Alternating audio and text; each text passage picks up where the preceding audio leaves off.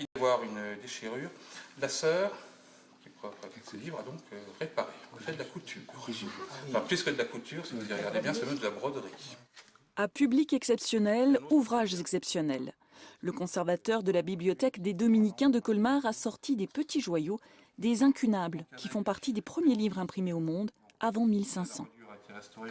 Ce sont des livres qui dégagent toujours un attrait, un intérêt particulier du fait même de leur aspect matériel, de l'histoire, de leur décoration, bien sûr, qu'on ne présente pas tous les jours. De lieu en lieu, les visites se succèdent, l'ambiance est conviviale. Ces cyclo-bibliothécaires ont chacun pris des jours de vacances pour pédaler ensemble et pour échanger sur leur métier, le rôle d'une bibliothèque, que ce soit par rapport à l'information, à la liberté d'expression, au sens critique ou à son rôle social.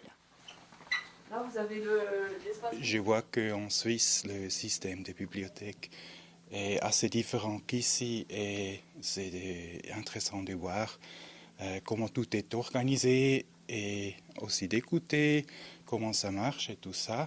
La musique, c'est 780. Mais non. Attends. On a des échanges sur la profession aussi, puisqu'en fait le métier de bibliothécaire est en pleine évolution. On a quelques doutes parfois sur notre avenir, surtout en plus quand on est bibliothécaire musical, avec la dématérialisation de la musique, on se pose beaucoup de questions.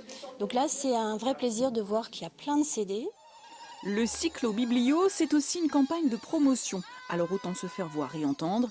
C'est tous ensemble qu'ils ont repris la route jusqu'à Ribeauvillé, puis étape ce soir à Célestat.